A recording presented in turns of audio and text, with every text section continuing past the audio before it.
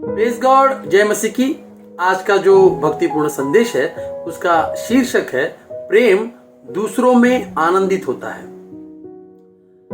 आइए एक वचन की तरफ बढ़ते हैं। पहला कुरिन्थियों की पत्री अध्याय 13 वचन 4। प्रेम डाह नहीं करता, प्रेम अपनी बड़ाई नहीं करता। ये जो हमने शीर्षक रखा है कि प्रेम दूसरों में आनंदित होता है, इसका मतलब क्या है? मतलब बहुत आसान है।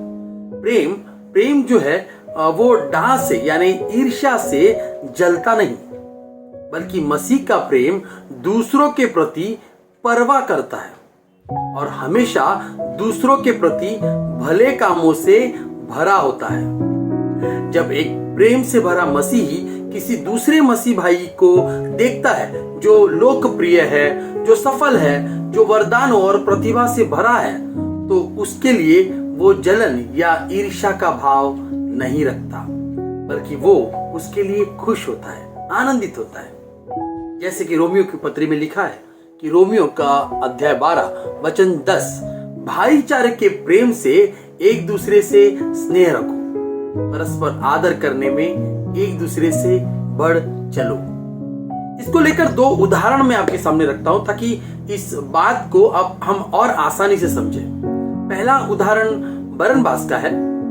प्रेरितों के काम 11 अध्याय और वचन 19 से 26 के बीच में जब हम देखते हैं तो हमको पता चलता है कि बरनबास ने पौलुस के बड़े बड़े और दान वरदानों को देखा तो वो जला नहीं, बल्कि आनंदित हुआ और पौलुस को अंताकिया की कलीसिया में शिक्षा देने के लिए और सहयोगी बनने के लिए आमंत्रित किया। आमीन। ये सिर्फ एक मसीह ही कर सकता है जो परमेश्वर की प्रेम से भरा है। आमीन। दूसरा उदाहरण जो है वो जोनाथन का है। जब हम पहला शमूएल की पुस्तक 23वां अध्याय देखते हैं तो हमको पता चलता है कि जोनाथन जो था वो शाऊल का पुत्र था और वो अपने ईर्ष्यालु पिता से बहुत अलग था। उसने दाऊद के अगुवेपन की सराहना की और उसके मूल्य को जाना, समझ लिया। उस वक्त जोनाथन के जगह पर कोई और होता तो जलन के मारे पाप कर बैठता, मगर परमेश्वर के प्रेम से भरे जोनाथन ने राजा के पद के लिए अपने भविष्य को भी दांव पर लगाया ताकि दाऊद का पक्ष मजबूत हो। आमीन। ये दोनों उदाहरण हमको ये सिखाते हैं कि कैसे प्रेम दूसरों में आनंदित होता है। आमीन। आज जब हम हमारे इस मसीह दुनिया में देखते हैं तो हमको ऐसे बहुत से अवसर मिलते हैं जहां ईर्ष्या का उत्पन्न होना संभव है, पॉसिबल है। जैसे कि एक कलीसिया दूसरी कलीसिया से ईर्ष्या कर सकती है जो संख्या में बढ़ रही है या फिर अधिक तेजी से बढ़ रही है, तो उनमें ईर्ष्या उत्पन्न हो सकती है। शायद ऐसा भी हो सकता है कि एक मिशनरी दूसरे मिशनरियों से इसलिए ईर्ष्या करे क्योंकि वो अधिक फल लाते हैं। किसी चर्च में तो आप ये भी देख सकते हैं कि एक सिंगर दूसरे गायक के प्रति जलन रखता है। क्यों? क्योंकि उसकी ज्यादा प्रशंसा की जाती है। कभी कभी तो ऐसा भी हो सकता है कि एक सेवक साथी सेवक के प्रति भी इसलिए ईर्ष्या रखे क्योंकि उसकी सेवा अधिक प्रभावपूर्ण है या फिर मदद के लिए सिर्फ उसे ही बार बार बुलाया जा रहा है, इसलिए भी उसके मन में ईर्ष्या है। कई चर्च में तो एक से ज्यादा पास्टर होते हैं, वहां तो ईर्ष्या को उत्पन्न होने का सबसे बड़ा अवसर है।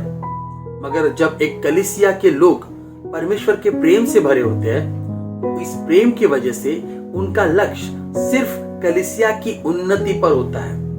कलीसिया की उन्नति के लिए ये एक दूसरे को हमेशा प्रोत्साहित करते हैं और एक दूसरे के काम में आनंदित होते हैं। ये इसलिए क्योंकि ये परमेश्वर के वचन को जानते हैं, गहराई से जानते हैं, और इसका उपयोग हम तभी कर सकते हैं जब हम परमेश्वर के प्रेम को जानेंगे। पहला कुरिन्थियों की पत्री अध्याय 12 और वचन 25 और 26 में पौलुस हमको सिखाता है ताकि देह में फूट न पड़े, परंतु अंग एक दूसरे की बराबर चिंता करें। इसलिए यदि एक अंग दुख पाता है तो सब अंग उसके साथ दुख पाते हैं। और यदि एक अंग की बड़ाई होती है तो उसके साथ सब अंग आनंद मनाते हैं।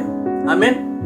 तो आज हमें चाहिए कि हम दूसरों को सेवकाई में आगे बढ़ाएं और उनके दान वरदानों को अपना मानकर चले। आमीन। जब हमारे मन में दूसरों के प्रति ईर्ष्या उभरे तब हमें उसका अंगीकार करना चाहिए, क्योंकि ये स्वार्थ की भावना पाप है।